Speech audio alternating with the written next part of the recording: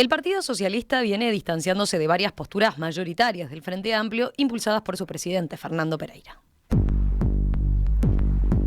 Hace unas semanas, el partido más antiguo de la izquierda uruguaya planteó públicamente sus discrepancias con dos instancias de diálogo en la que participó Pereira. Por un lado, el cónclave multipartidario que el propio presidente del Frente Amplio convocó para dar una señal de convivencia democrática y terminar con los agravios en la discusión política. Por otro lado, la reunión que mantuvo la cúpula del Frente Amplio con el senador Guido Manini Ríos, en la que el líder de Cabildo Abierto planteó su iniciativa de crear un ámbito para discutir políticas de Estado. Nuestras alianzas están en el pueblo y no con dirigentes políticos que sostienen el modelo de desigualdad, relativizan los derechos humanos, justifican el terrorismo de Estado, desprecian la lucha por la verdad y justicia y enarbolan posturas reaccionarias, machistas y discriminatorias, afirmó por su parte el Partido Socialista en una declaración junto a otros sectores luego de ese encuentro. ¿Cómo se explica este posicionamiento? ¿Dónde se ubica hoy el Partido Socialista dentro de la interna Frente Amplista? Bueno, de eso vamos a conversar junto a su secretario general, el diputado Gonzalo Sibila. Diputado Sibila, ¿qué tal? Buen día, ¿cómo le va? Un gusto saludarlo. Buen día, un gusto conversar con ustedes. Les pido disculpas por la voz, pero bueno, estoy saliendo de unos días de estar fuera de circulación por razones de salud, recién volviendo al ruedo, así que capaz que se me escucha un poquito mal. No, creo que lo escuchamos bien y gracias por eso, por atendernos igual, pese a esas llagas, ¿no? que tenía. Sí. Que fue de hecho lo que hizo que no estuviera ayer incluso en el debate en el Parlamento, ¿no? Porque tenían una jornada larga y extensa, sus colegas terminaron ahora hace un ratito la sesión y bueno, usted hace unos días que ya no estaba pudiendo ir. Sí, vi que terminaron hace un rato y bueno, sí, yo hacía casi 3 días que estaba fuera de circulación, pero bueno, espero hoy poder volver. Empiezo con una pregunta bien general, digamos. Estamos en la mitad del mandato del presidente Lacalle Pou, que hasta ahora venía mostrando en las encuestas de opinión pública un muy buen desempeño, un buen desempeño. En los últimos días se dio un episodio fuerte, como fue el de Alejandro Esteciano, ¿verdad? El jefe de su custodia personal y su involucramiento en este otorgamiento de pasaportes con documentación falsa. ¿Cómo evalúa usted este momento político? ¿Cómo evalúa en términos muy generales al gobierno y a la oposición, a su Frente Amplio? Bueno, yo creo que es un momento de mitad de término, por decir de alguna manera, en el que las consecuencias de la política que se viene llevando adelante por parte del gobierno, del modelo que el gobierno sustenta, se hacen muy evidentes y ya el intento de responsabilizar por eso a gestiones anteriores o a factores externos, como ser el caso de la pandemia, que obviamente tuvo un gran impacto en la realidad del Uruguay, como en la de todo el mundo, o algunos otros factores de carácter global, se relativiza por parte de la población, ¿no? Entonces creo que hay en la sociedad cada vez más una conciencia de que la pérdida del salario, el deterioro de las condiciones de vida de las mayorías y la contracara, que es la concentración económica, porque el país está creciendo y está creciendo de forma sostenida y no está distribuyendo, por el contrario está concentrando esa riqueza que genera, ese crecimiento que genera. Bueno, creo que la conciencia de esto en la sociedad es cada vez mayor. Me parece que el gobierno además está intentando implementar algunas políticas que revelan sus rasgos más violentos. La forma en que está intentando implementar la reforma educativa es una evidencia de eso. La forma en que se ha parado respecto del tema del apoyo a las ollas populares y el vínculo con las organizaciones sociales, también hay un vínculo muy... Recién mencionó rasgos violentos. Algún oyente seguramente le llame la atención ese término que utilizó. Yo creo que hay mucha violencia institucional y simbólica, ¿no? Hemos visto en estos años desde un recrudecimiento de la violencia policial en algunos barrios, por ejemplo, que no ha tenido como correlato una mejora de las condiciones de seguridad, sino al contrario, un deterioro de la garantía para muchos ciudadanos, normas que se han incluido para legalizar algunas formas de proceder por parte de la fuerza de seguridad, por ejemplo, muy violentas respecto de ciertos procedimientos o acciones, y además una violencia simbólica y una violencia en las decisiones, porque cuando uno decide, por ejemplo, como se ha decidido en estos días, cortar el apoyo a una organización como la CPS, que es una organización de ollas, y plantear, bueno, si quieren apoyo del MIDES por separado, juntas no, organizadas no, porque resulta que hay algunas que no están funcionando, cuando el propio Estado no se ha hecho cargo de la política alimentaria como debía, cuando el propio Estado no ha, en todo caso, controlado lo que debía controlar. Bueno, uno ve ahí violencia al cuadrado, ¿no? Violencia, por un lado, por los problemas de inseguridad alimentaria, por los problemas de hambre que vive una parte de la población, y por otro, por la penalización a gente que ha estado poniéndole el hombro a todo esto durante tanto tiempo, ¿no? Entonces, son hechos violentos. Llevar a cabo o intentar llevar a cabo una reforma educativa sin consulta a los actores involucrados, con apelaciones a grandes conceptos, grandes referencias, o ahora un marco curricular, pero sin consensuar con los actores que son parte del sistema, y con esto no digo solo los gremios estudiantiles o los sindicatos, digo las comunidades educativas, la sociedad en general.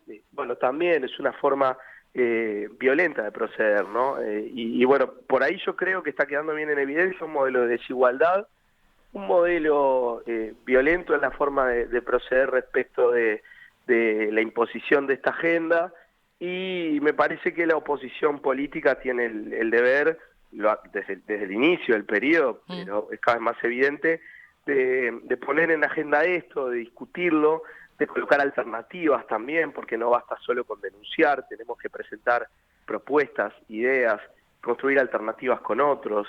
Creo que ahí están los grandes desafíos. Ahí está entonces su primera evaluación, como yo decía, en términos muy generales del momento político, ¿no? Del gobierno y de la oposición. Ahora me interesa profundizar en eso que comentaba respecto al Frente Amplio. Pero voy primero a algunos de estos hechos que yo reseñaba en la introducción, que son los de mayor actualidad en lo que respecta al Partido Socialista, ¿no? El Partido Socialista se viene desmarcando de varias iniciativas y gestos del presidente del Frente Amplio, Fernando Pereira. La última fue la reunión que mantuvo la cúpula del Frente Amplio con Guido Manini Ríos, con el senador Guido Manini Ríos, en la sede del propio Frente Amplio, donde, recordemos, Manini allí concurrió para plantear la idea de crear un ámbito multipartidario para discutir políticas de Estado.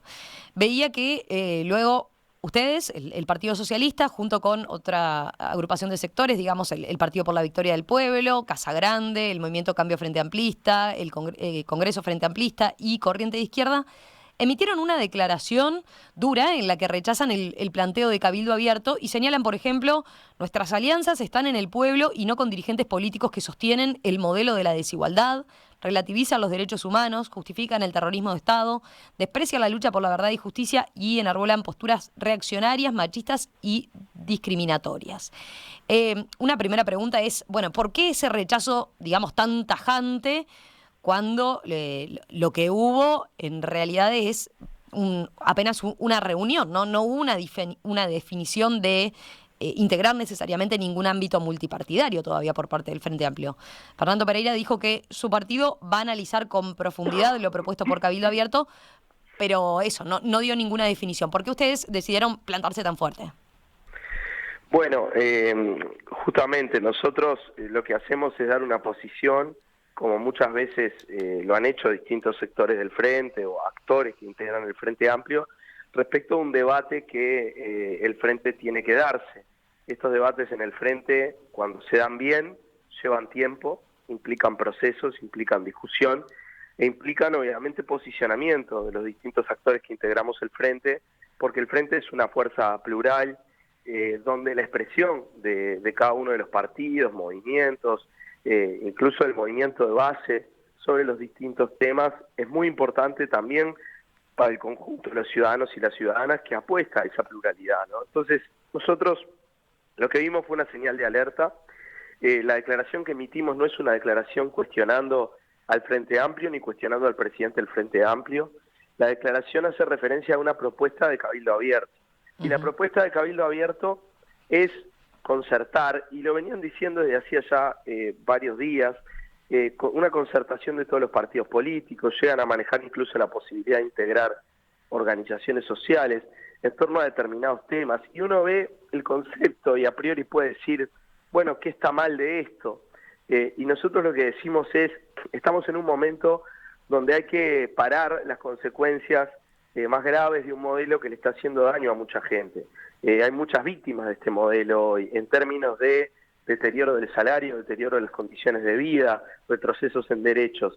Entonces, los puentes que nosotros tenemos que tender para tratar de revertir esa situación son en primera instancia con todas las personas que están sufriendo esa realidad. No importa de qué partido político sean, el diálogo se da todo el tiempo en la sociedad y se da con gente de todos los partidos políticos, con gente que votó a distintos partidos políticos. Pero una cosa distinta es pretender, con un gobierno que está en el momento de mayor realización de o intento de realización de su agenda más regresiva, algún tipo de acuerdo interpartidario de carácter programático. Y eso es lo que está proponiendo Cabildo, y nosotros entendemos que lo hace básicamente por una razón estratégica, y la razón estratégica es Cabildo necesita un paraguas para tener un pie adentro y un pie afuera del gobierno. Cabildo logró lo que logró desde el punto de vista electoral, desmarcándose en cierta medida del resto de los partidos que después integraron la coalición, planteándose como una derecha popular. Hoy buena parte de la base social que los votó está viviendo las consecuencias de este modelo, las está sufriendo, y Cabildo ha acompañado el grueso de todas las acciones y decisiones que han implicado esa concentración económica. Entonces, si le entiendo bien, usted dice el Frente Amplio no debería prestarse a esa estrategia política de Cabildo. Exacto, la visión nuestra es que eso es una estrategia política de Cabildo y no una necesidad del país y una necesidad de las fuerzas que queremos un cambio en el país, porque no vamos a encontrar una agenda de cambio con esos actores. No quiere decir que no haya diálogo, el diálogo está todo el tiempo, en los ámbitos institucionales también, en el Parlamento, en todos los niveles, pero una cosa muy diferente es pensar en una concertación programática, que eso confunde, parece que todos los partidos políticos son más o menos parecidos. Nosotros creemos que Cabildo particularmente, que es el que hace la propuesta, es una organización que ha relativizado el paradigma de los derechos humanos, ha tildado a las atrocidades de la dictadura, de la tortura, de la desaparición como meros excesos, ha defendido criminales de lesa humanidad, y acá está la segunda necesidad de Cabildo, legitimarse como un partido más del sistema, limando sus aristas más molestas o más resistidas por la sociedad uruguaya. Y a nosotros nos parece que eso hay que señalarlo, hay que contestarlo. Obviamente el proceso de discusión en el frente se dará. Nuestro planteo no es, a veces se deforman un poco las cosas, no es que el frente esté buscando una concertación con Cabildo, no es eso. No estamos denunciando eso ni señalando eso. Estamos diciendo Cabildo hace una propuesta de concertación que no es solamente entre Cabildo y el Frente, de concertación programática con todo el sistema político, y nosotros con eso no estamos de acuerdo, y nos parece que el carácter de la propuesta amerita un pronunciamiento rápido de algunos sectores que entendemos que... Por eso salieron a hacerlo ahora, antes de que estuviera la definición política, digamos. Exacto. Imagino esta discusión se viene en la interna del Frente Amplio próximamente, ¿no? Nosotros esperamos que sí, hemos planteado la necesidad de discutir, ya habíamos dado también nuestro punto de vista en la interna sobre algunas otras acciones. Bueno, eso le iba a preguntar, por ejemplo, eso, el cónclave, ustedes, el Partido Socialista ya había criticado, ¿no? Días antes de esta reunión con Manini, había criticado este cónclave multipartidario, propuesto incluso por el propio Fernando Pereira, por el propio presidente del Frente Amplio, para dar, lo que decía él, una señal de convivencia democrática y parar con los agravios de dirigentes políticos. Y ahí se dio, por un lado, el dirigente de FANCAP, Gerardo Rodríguez, socialista, dirigente socialista, bueno, tuiteó ese día que la instancia había sido un gol en contra y un craso error, puso, bajo la premisa de que no hay mayor violencia que el hambre y la desigualdad. Usted quizás fue un poco más sutil, ¿no? Puso y sostuvo que el debate sobre el republicanismo se sesga cuando no se ve que las principales amenazas para la convivencia son la desigualdad, la fragmentación, las prácticas y discusiones deshumanizantes, las múltiples violencias ejercidas desde el poder. Algo similar a lo que contestaba recién.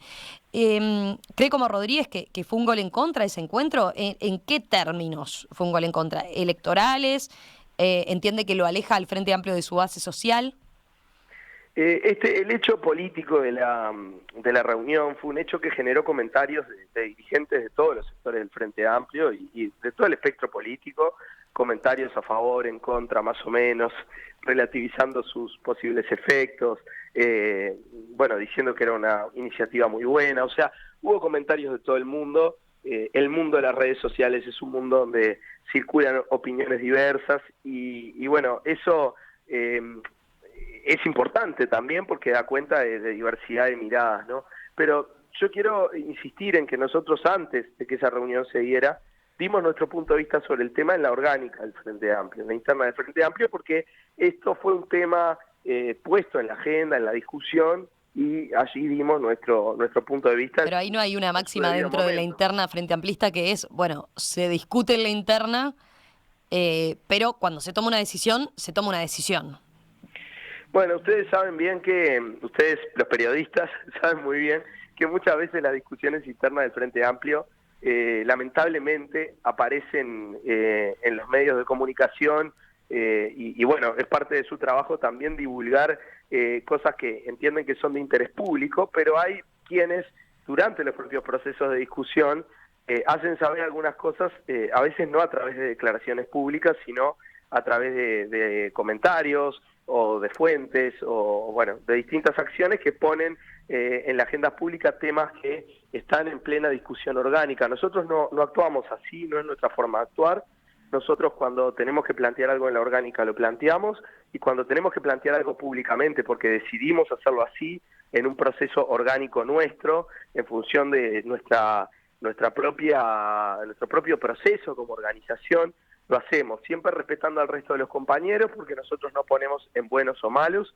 No nos parece que acá haya... Usted dice, prefieren ser más transparentes, más directos, haciendo la declaración pública y manifestando su discrepancia públicamente, y no por trascendidos como a veces sucede, cuando se replica lo que es en la jerga periodística, cuando se reconstruye una reunión del Frente Amplio, donde claramente puede haber matices, puede haber diferencias, puede haber discusión.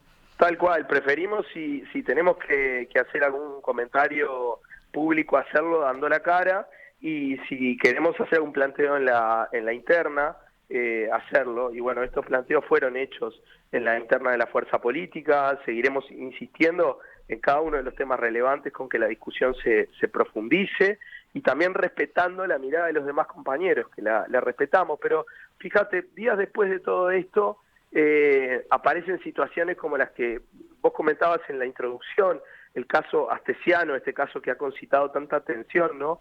Y esto revela otra faceta de esta coalición, que es también la faceta de un encubrimiento y de una tendencia a la minimización de hechos muy graves, también desde el punto de vista de la ética en la función pública, del papel de algunos funcionarios, de situaciones tan graves en este caso como hechos que todo indica que tienen que ver con crimen organizado, que tenían como uno de los ámbitos de acción un despacho en el cuarto piso de la torre ejecutiva. Mientras eso está sucediendo, mientras eso está quedando a la luz, el presidente dice esto es una macana, minimiza el tema y sale con toda la furia él y su elenco de gobierno a referirse a la coordinadora de ollas populares, ¿no? Poniendo el foco en el eslabón más fino de la cadena. Usted lo que está queriendo decir es que de alguna forma los hechos que se dieron después le terminaron dando la razón al Partido Socialista respecto a que era poco fructífero y con poco sentido ese cónclave con dirigentes de la oposición para bajar los decibeles. Nosotros del tema de la reunión no seguimos hablando, hicimos nuestras consideraciones en la interna y algunos compañeros hicieron alguna consideración pública. Yo ese tuit que vos referías sobre el republicanismo lo hice unos días antes, y en el contexto de que este tema del republicanismo estaba en la discusión pública, se estaba mencionando mucho. Lo que sí creo es que si nosotros queremos trabajar por preservar la convivencia democrática, por mejorar la convivencia democrática en el Uruguay, tenemos que ser muy claros con la población. La desigualdad y estos manejos que se hacen tan asimétricos por parte del poder, donde algunas cosas terribles se minimizan porque están vinculados a actores que tienen un poder específico muy grande o que están muy cerca del poder, y por otro lado se violenta repetidamente a sectores que están vulnerados, que son oprimidos o que están sufriendo los efectos de estas políticas, ese modelo es un modelo que es muy negativo para la convivencia, es muy negativo para la democracia. Y nosotros eso lo tenemos que marcar con claridad y toda nuestra gestualidad política tiene que estar orientada a denunciar eso. No para decir acá están los malos y acá estamos los buenos, sino para clarificar nuestro punto de vista respecto de cómo tiene que conducirse el país, de cómo tiene que conducirse la política pública, de cómo tenemos que relacionarnos con las distintas realidades que vive el Uruguay. Yo creo que esa es nuestra principal tarea y que no deberíamos ingresar en terrenos que dificulten esa clarificación y ese debate con la sociedad. Enseguida continuamos conversando con el diputado Gonzalo Sibila, secretario general del Partido Socialista, a propósito de la posición del partido más antiguo de la izquierda uruguaya, que quedaba de manifiesto ya. Bueno, hay oyentes que plantean, bueno, Sibila ve que está muy tibio el Frente Amplio en ese sentido, respecto a lo que usted señalaba, cómo tiene que pararse como oposición. A la vuelta de la tanda conversamos sobre eso. Continuamos el diálogo con el diputado Gonzalo Sibila, secretario general del Partido Socialista. Diputado Sibila, tengo algunos mensajes de los oyentes. Por ejemplo, a propósito de lo que señalaba de Cabildo Abierto.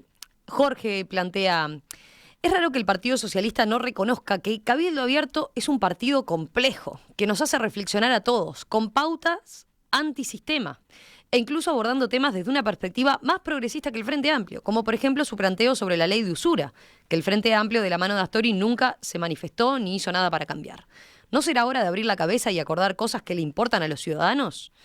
Diálogo, no. Acuerdos, dice Jorge. ¿Qué le responde a este tipo de planteos? Bueno, los partidos políticos en Uruguay son todos complejos. En general son partidos por su composición policlasistas, en los que conviven distintas vertientes.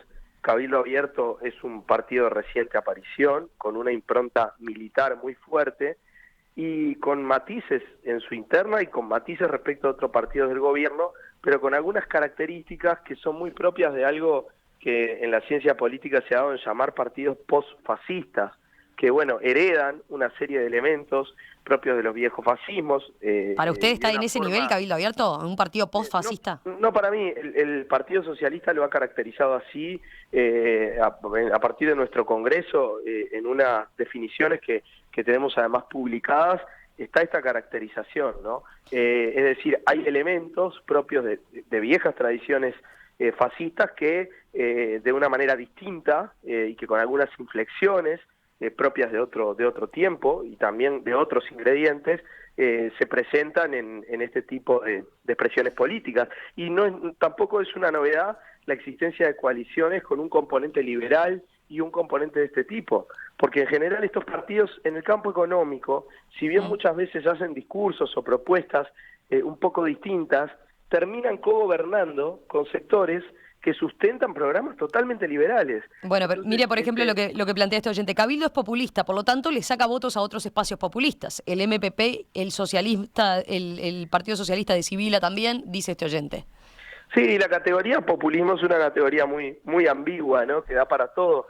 Yo lo que creo es que es una derecha y con expresiones claramente ultraderecha en su seno, que apela a una base popular, ¿no? Y bueno, y para eso también presenta algunas ideas que intentan conectar con esa base. Yo no digo que algunos de sus dirigentes o de sus militantes no crean genuinamente en esas ideas. Lo que digo es que están en el seno de un gobierno que está llevando adelante un programa absolutamente liberal desde el punto de vista económico, absolutamente liberal. Entonces, a discursos muy conservadores en lo social, muy conservadores en lo cultural, muy retrógrados en materia de derechos, se le suma una agenda liberal de gobierno que está concentrando la riqueza en sectores muy reducidos de la población y una representación muy fuerte de un sector de la burguesía agraria uruguaya que tiene su pata también en Cabildo Abierto, ¿no? Esa burguesía tradicional agraria del Uruguay, con representantes muy importantes dentro de ese partido. Entonces, yo creo que nosotros,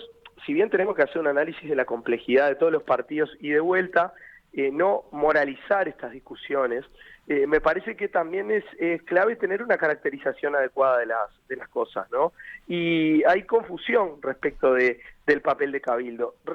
Si Cabildo promueve algún proyecto que vaya en beneficio de las grandes mayorías, en el que podamos estar de acuerdo, bueno... Bueno, ustedes votaron juntos, ¿no? Quiero decir, el Frente Amplio como tal votó juntos, por ejemplo, con lo que tenía que ver con la ley de uso de suelos, en el caso de la forestal, ¿no? Que promovió Cabildo. Por eso digo, ha sucedido en el Parlamento y en otras cosas... ¿Usted no descarta que tengan algún acuerdo en puntual, entonces? Eso puede pasar, ya ha pasado y ha pasado con otros partidos de la coalición también. Pero Cabildo integra la coalición, Cabildo no eligió integrar una coalición con el Frente Amplio. No hay allí pasos comunicantes suficientes como para poder construir un acuerdo político programático. Entonces, que en este momento de la gestión del gobierno plantee una estrategia de esta naturaleza, de nuestro punto de vista, no tiene que ver con ir hacia un programa que profundice en aspectos que tengan que ver con la justicia social, por ejemplo, sino que tiene que ver con un movimiento político que para Cabildo es positivo, que Cabildo lo ve como positivo para sus propios intereses y que nosotros creemos que no clarifica la realidad del Uruguay hoy, donde hay un conjunto de partidos que están sosteniendo, junto con algunos actores sociales, que esto no lo podemos olvidar, cámaras empresariales, sectores muy ricos del Uruguay, están sosteniendo un modelo que está generando consecuencias muy graves. Y por otro lado hay mucha gente tratando de denunciar, de movilizarse y de proponer alternativas a ese modelo. Ahora le quiero preguntar de eso. Sí, tenemos que dar una señal clara también ahí, porque se ha penalizado mucho la protesta, se ha descalificado mucho a las militancias sociales, se ha intentado menoscabar mucho esas luchas y nosotros tenemos que estar muy cerca. No es lo único que sucede en la sociedad uruguaya, hay muchísima gente que sufre las consecuencias del modelo, pero que no está movilizada ni organizada y capaz que no se siente identificada tampoco con esas luchas. Entonces no es el único factor, pero es un factor importante. Diputado Sibila, quedó un aspecto pendiente. Yo decía, dado el análisis que usted estaba haciendo, da la impresión que considera que el Frente Amplio está teniendo una posición tímida o tibia. ¿Qué responde a eso en particular? Yo insisto en que nuestro planteo no es un planteo de crítica a la oposición que está haciendo el Frente Amplio. Nosotros tenemos nuestros puntos de vista, los damos en temas puntuales. ¿Pero qué evaluación hacen concretamente de la conducción que está llevando a cabo Fernando Pereira? Yo creo que Fernando ha puesto su eje en revitalizar la organización y el vínculo de la organización con el territorio. Se están llevando adelante distintas iniciativas en esta dirección y desde distintos lugares estamos colaborando en ese mismo objetivo. Y yo creo que eso es muy importante, que el Frente Amplio salga, que el Frente Amplio escuche y que el Frente Amplio a partir de la escucha construya síntesis y alternativa.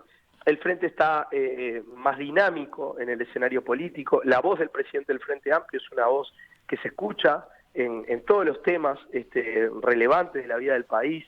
Nosotros vemos por ahí una agenda de movimientos en el Frente Amplio que son importantes en el camino para fortalecer a la fuerza política en el rol que tiene que jugar hoy.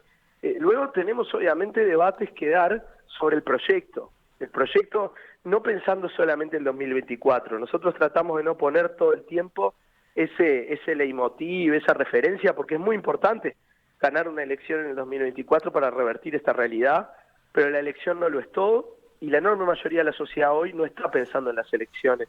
Entonces, nosotros sí queremos poner el eje del proyecto, que incluye el 2024, pero va más allá y más acá, porque tiene que pararse en el hoy, en la realidad que está viviendo nuestra gente hoy, y en el futuro, y en eso nos parece que un eje central es el eje de la vida digna, de la lucha por la vida digna, por la dignidad, y eso implica tocar cosas relevantes de la estructura de sociedad actual, discutir también con nosotros mismos, porque hicimos 15 años de gobierno con muchas transformaciones, pero nos faltaron otras, tuvimos errores. A ver, sobre eso, sobre el posicionamiento, digamos, ideológico que tiene hoy el Partido Socialista y cómo se planta en la coalición de izquierdas.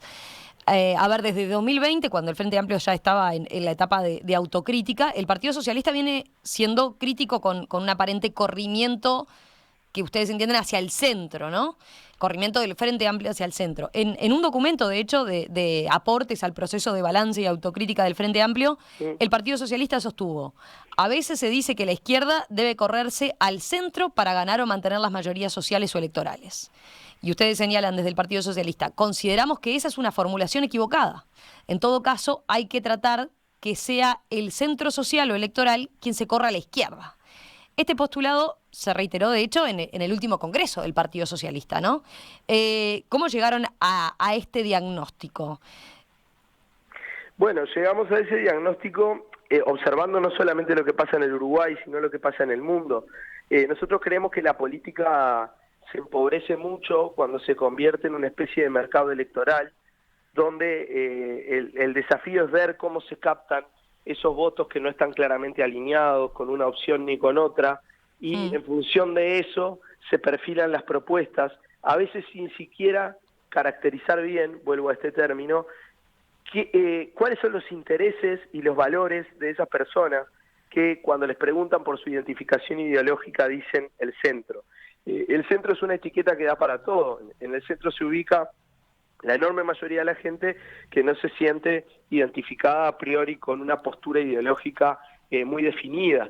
Y allí hay sectores medios que por ahí plantean mayor moderación, pero también hay sectores medios que plantean la necesidad de una política impositiva más dura con los sectores más ricos y menos dura con esos mismos sectores medios. También hay sectores populares que no tienen un claro vínculo con la política, que se sienten lejos de la política, y sectores medios y medios altos incluso, que se sienten lejos de la política partidaria, que no se sienten interpretados, y entonces se colocan un poco ahí. Y después se dan los movimientos más impredecibles con esos ciudadanos y ciudadanas, ¿no?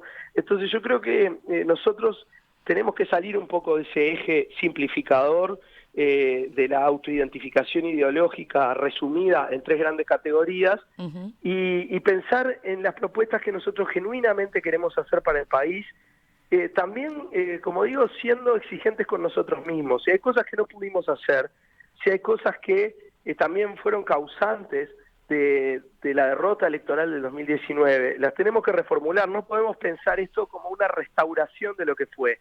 Habrá que reconstruir muchas cosas, pues se están destruyendo muchas que eran muy buenas, pero hay que tener un horizonte futuro centrado en la dignidad de las personas, y eso implica problematizar aspectos de la estructura económica. Ahí ya está marcando seguramente el posicionamiento que tenga el Partido Socialista después en lo que va a ser la discusión a propósito del programa de gobierno para 2024 del Frente Amplio. Pero a propósito de lo que señalaba recién, ¿no? Usted del centro, desde el punto de vista electoral, este posicionamiento hacia una izquierda fuertemente marcada, como señala el Partido Socialista en ese pronunciamiento que hizo, ¿no encierra el Frente Amplio dentro de un electorado en realidad que ya tiene cautivo? Se lo pregunto porque dentro del Frente Amplio se asume que el partido tiene que justamente que salir de sus fronteras y captar votantes de centro, incluso de la coalición, que en algún momento, votantes que hoy votaron a la coalición, que en algún momento supieron votar al Frente Amplio. Es que yo creo que lo que tiene que hacer el Frente Amplio, y cuando digo lo que tiene que hacer el Frente Amplio, digo lo que tenemos que hacer nosotros y nosotras, los Frente Amplistas, es salir afuera, y eso no es ni centro, ni izquierda, ni derecha a priori, es afuera, es ir a dialogar con los ciudadanos y las ciudadanas que están en todos los rincones del país, que tienen intereses comunes con este proyecto de transformación que queremos promover. Para eso hay que tener algunas ideas, fuerzas claras y capacidad de construir el proyecto con esos ciudadanos y ciudadanas. Si es un proyecto popular, ese proyecto va a beneficiar al 90% de la población, no al 50%, al 90% de la población, y seguramente perjudique, dentro de lo que puede ser perjudicado en una estructura social como esta, a un 10% de ciudadanos y ciudadanas que tienen ya su presente y su futuro asegurado. Es decir, no estamos hablando de que nadie vaya a perder las condiciones para poder tener una vida digna y una buena vida. Entonces, estamos hablando de una política hecha desde las grandes mayorías. Y a ver, ¿qué se imagina para bajarlo a tierra, digamos, el concepto de cómo se podría correr ese centro social electoral hacia la izquierda como plantea el Partido Socialista. Tengo mensajes de oyentes que dicen, bueno, que diga qué país del mundo se puede tomar como modelo de lo que defiende y de lo que define, o qué idea concretamente, en qué idea está pensando. Bueno, el camino de los uruguayos lo tenemos que hacer los uruguayos y las uruguayas. No hay modelo en el mundo, tampoco de un país, que aplicando políticas como las que está aplicando este país no genere otra cosa que no sea más pobreza y más desigualdad. Entonces, si nos ponemos a discutir en torno a modelos en el mundo, seguramente vamos a cometer errores porque la realidad nuestra es muy particular y porque además no se trata de imitar un modelo específico. Creo que hay que construir asumiendo la incertidumbre, porque estamos en un mundo de muchos cambios, de muchos movimientos y no se puede tener una hoja de ruta perfecta. Y me parece que sacando los cucos y sacando los motes, acá no se trata de decir yo soy de izquierda, muy de izquierda, y no se trata de eso. Acá se trata de construir una propuesta transformadora.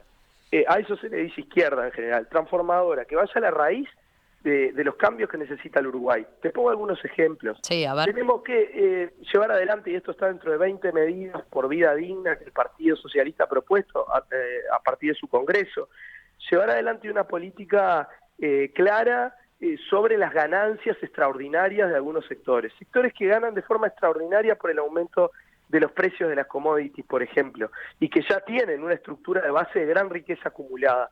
Bueno, tenemos que ser más decididos en gravar una parte de esa ganancia extraordinaria para redistribuir y para generar también inversión en sectores que lo necesitan más y aliviar la carga tributaria a otros sectores, dentro de ellos sectores medios que también necesitan un alivio para poder seguir trabajando y para poder vivir dignamente. Necesitamos discutir algunas cuestiones de la estructura de nuestro gasto público. Es razonable que en el Uruguay tengamos arriba del 2,5% del PIB destinado a gasto en defensa y particularmente a gasto militar, un país que tiene las características territoriales, geopolíticas que tiene el Uruguay, un país que tiene la población que tiene el Uruguay, que tiene el lugar que tiene el Uruguay en el concierto internacional en esta materia. Es razonable que sea uno de los países del mundo que tiene más efectivos militares per cápita, que los Estados Unidos, que países que son potencias en materia militar. Eso es razonable. Si nosotros no discutimos estas cosas, no vamos a poder llevar adelante tampoco otras políticas que pongan al Uruguay de cara al futuro y un futuro de mayor igualdad. Entonces, este es un tema medular. Cuando discutimos las Fuerzas Armadas se dice, bueno, pero es la fuente de trabajo para mucha gente, y nosotros sabemos que es así. Pero entonces se está encubriendo como un servicio que el país en realidad no necesita con esas características, una política social o una política de empleo. Bueno, no podremos destinar algunos de esos recursos a otras tareas que el Uruguay sí necesita, y redistribuir parte de ese gasto sin que se pierdan puestos de trabajo. Incentivar muy fuertemente el cooperativismo, la economía social, formas de producción diferentes, formas de producción más amigables con el ambiente, la agroecología, apuntar a un desarrollo de las tecnologías de la información y la comunicación y de nuevas industrias que son muy importantes también para el desarrollo del Uruguay. Un programa, o muchos programas en realidad, que apunten a la vivienda popular, al acceso a la vivienda, al derecho a la ciudad, a la vivienda cooperativa. En definitiva, estamos hablando de cosas centrales para poder tener un país más justo y más igualitario. Acá entran temas como la educación, entran temas como la reducción de la jornada laboral. Tengo un mensaje. Sí, bueno, la reducción de la jornada laboral, justo es un tema que hablamos hoy más temprano a propósito de una nota que vamos a hacer más adelante en las 11, pero usted entiende que ese tema, por ejemplo, debería figurar. Sí, debería figurar. Vos fíjate que tenemos cada vez más tecnología aplicada a la producción, se desplaza mano de obra, pero el desarrollo de las fuerzas productivas es tremendo, se desplaza mano de obra, y eso implica pérdida de puestos de trabajo para algunos trabajadores. Bueno, se generan nuevos puestos de trabajo en nuestros sectores, pero hay gente desempleada, tenemos un problema además de una estructura demográfica compleja. ¿Qué mejor que poder pensar en una reducción de la jornada para que pueda trabajar más gente y para poder aplicar parte de esos desarrollos que la propia humanidad y el trabajo humano han generado en beneficio de la sociedad? Porque vivimos a veces presos del concepto un concepto que también tiene reminiscencias muy conservadoras, de que si vivimos más tiempo, por ejemplo, ese tiempo lo tenemos que dedicar a trabajar. Entonces, así nos están tratando de imponer eso en el debate sobre la seguridad social. Bueno, vivimos más años, pero entonces tenemos que trabajar más años. A ver, si vivimos más años producto del conocimiento humano, del trabajo humano, de los desarrollos en salud que hemos hecho los seres humanos, de los avances científicos, ¿por qué no podemos destinar esos años más de vida a otro tipo de cosas, de disfrutes culturales en las relaciones humanas, a otro tipo de actividades que hacen a la felicidad de las personas y no pensar todo como trabajo en el marco de un régimen de explotación, como es este, ¿no? Entonces, a mí me parece que en esto hay mucho para pensar. El Uruguay produce 3 veces más riqueza que la que producía en el 95, cuando se hizo la última reforma de la seguridad social. Sin embargo, no estamos discutiendo cómo a través de esa riqueza que ha aumentado en esa proporción podemos financiar el sistema de seguridad social, sino que estamos discutiendo si tenemos que trabajar más años. Bueno, hay algunas trampas en todo esto, nos angosta mucho la discusión, y yo creo que por ahí podemos conectar con un montón de gente que está pensando en estos problemas, los problemas de la alimentación, del empleo. Le propongo una breve pausa y enseguida continuamos. Le traslado alguna otra pregunta que viene desde la audiencia y algo respecto a esas alianzas de las que está hablando. Continuamos la entrevista central hoy aquí en Perspectiva con el diputado del Partido Socialista Gonzalo Sibila, secretario general además del Partido Socialista. Diputado Sibila, veía algunos mensajes de la audiencia, hasta ahora le leía varios críticos, voy por algunos que apoyan el posicionamiento que usted marca. Por ejemplo, Gustavo de las Piedras dice, tiene que existir una izquierda, no puede ser todo centro. Más un centro hipócrita que tiene como única función no perder votos. Tiene que existir una izquierda picana, como diría Emilio Frugoni, que sea la conciencia crítica de los excluidos. Adelante, socialistas. Después tengo otro, el de Diego, por ejemplo, que dice, me encanta que el Partido Socialista vuelva a sus orígenes ideológicos, que estuvo apartado durante décadas, señala. Pero después, a propósito también de lo que estaba diciendo, recién de, bueno, ¿en qué veía usted concretamente el proyecto más que pudiera llevar ese centro, ese mal llamado centro ideológico que decía usted, hacia la izquierda y las explicaciones prácticas que daba en qué debería concretarse con proyectos concretos? María José, por ejemplo, dice, concuerdo contigo, Sibila, todo bárbaro, pero ¿de dónde sacamos la plata? Ricardo también dice, 15 años estuvieron para redistribuir lo destinado al presupuesto militar, con mayoría parlamentaria, por ejemplo, dice. Y hay varios que van por ese lado, ¿no? Con el hecho de que usted no haga mayor autocrítica incluso a lo que para usted pudieron hacer los propios gobiernos frente amplistas. Sí, bueno, sobre la autocrítica, tú citaste un fragmento de un documento que nosotros elaboramos para el Congreso de Autocrítica que hizo el Frente Amplio, y yo invitaría a los oyentes y a las oyentes a que vayan a la página web del Partido Socialista y busquen ese documento, porque es un material que es público y da cuenta de un proceso de discusión profundo que vimos, que tendrá seguro grandes limitaciones, pero que no es condescendiente, ¿no? No estamos hablando de una autocrítica a medias o de una falsa autocrítica. Realmente quisimos ir a fondo de algunos temas y somos muy autocríticos. Eso no quiere decir no valorar lo mucho que se hizo, lo mucho que pudimos construir, no comprender que a veces muchas cosas que no pudimos hacer no fueron producto solamente de una falta de voluntad política, sino también de otros factores que jugaron. Pero somos también muy críticos de aquellas áreas en las que no tuvimos la suficiente audacia o la suficiente valentía o la suficiente convicción como para impulsar algunas transformaciones necesarias. Por eso el pasado para nosotros no es la referencia fundamental en la construcción del proyecto que viene. Hay que mirar en clave histórica siempre, pero tenemos que construir un proyecto para el futuro. Así que si en 15 años algunas cosas se hicieron muy bien y otras cosas de las que estamos mencionando no se hicieron o no se hicieron como entendemos o como entiende incluso la mayoría de la sociedad que deberían hacerse, bueno, vamos a tratar de hacerlas. De eso se trata, ¿no? Respecto del tema de los recursos para poder llevar adelante algunas de estas políticas, bueno, en algunas de las cosas que yo te mencionaba, está implícita justamente esa dimensión. Si hablamos de una revisión integral de la política tributaria, de la renuncia fiscal del Estado, de limitar ganancias extraordinarias para evitar una concentración del capital tan grande, también estamos hablando de obtención de recursos para poder llevar adelante otras políticas y para poder aliviar incluso la carga tributaria de otros sectores.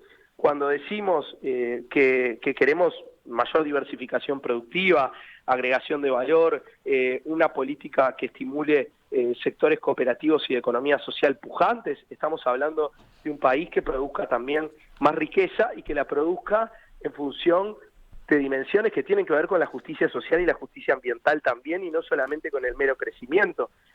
Cuando hablamos, por ejemplo, de la revisión de las Fuerzas Armadas y también de su presupuesto, estamos hablando de obtención de recursos para otras políticas públicas, o sea, no es voluntarismo. Hay realmente lugares desde donde poder obtener mayores recursos para llevar adelante políticas nuevas, también políticas de impulso de la cultura y del arte, también transformaciones educativas realmente participativas y que logren construir un modelo educativo nuevo y más democrático en el Uruguay. Le planteo lo último porque tenemos que ir cerrando. Hay quien puede preguntarse, bueno, esta postura del Partido Socialista, ¿qué diferencias tiene con otros sectores del Frente Amplio, como el MPP, como el Partido Comunista?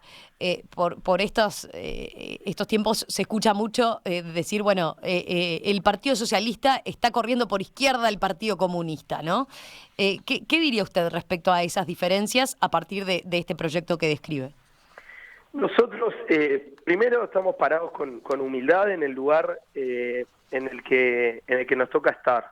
Y no nos creemos más que nadie. Tenemos más de 110 años de historia como partido en el Uruguay. Hemos tenido oscilaciones desde el punto de vista electoral, político, etcétera, pero somos una organización que todo el mundo sabe que es una organización seria, una organización anclada en la sociedad uruguaya, pero no somos más que ningún otro sector del Frente Amplio. Y no pensamos nuestra acción política en comparación con otros compañeros o compañeras del Frente Amplio. Así que eso corre por cuenta de quien lo dice. Nosotros no estamos discutiendo si nos ponemos para un costado o para el otro de tal o cual sector, y no nos parece que esa sea una discusión que le importe a la mayoría de los frente amplistas y a la mayoría de la sociedad. Queremos sí tener propuesta, tener una orientación clara que surja de nuestra identidad socialista, porque es el aporte que tenemos para hacer a la sociedad uruguaya, y estamos abiertos a discutir, a transformarnos, en el diálogo también a recrear nuestra propia visión y a corregir nuestros propios errores, porque de eso se trata. Hoy, por ejemplo, tenemos un diálogo muy fermental con los colectivos feministas. Ese diálogo no necesariamente se da de las formas tradicionales, pero lo está teniendo la sociedad uruguaya.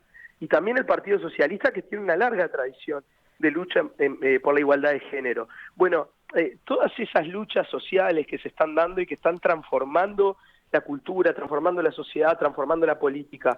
No es tiempo con cabeza abierta, pensando fuera de la caja y con vocación de ir a la raíz de los problemas, con valentía, con audacia, de sintetizarlas en un proyecto político transformador. Bueno, yo creo que sí, ese es el desafío en este momento de crisis civilizatoria a escala mundial, en este momento de crisis de paradigmas de todo tipo y color, construir un horizonte emancipatorio, un horizonte de transformación social y hacerlo desde la gente, desde el pueblo, desde sus luchas, y en eso estamos, no es ni para estar a un costado o al otro de nadie, ni para diferenciarnos, ni compararnos con ninguna otra organización. Gonzalo Sibila, secretario general del Partido Socialista, gracias por estos minutos esta mañana aquí en Perspectiva. No, muchas gracias a ustedes por la entrevista. Que pase bien. Igual.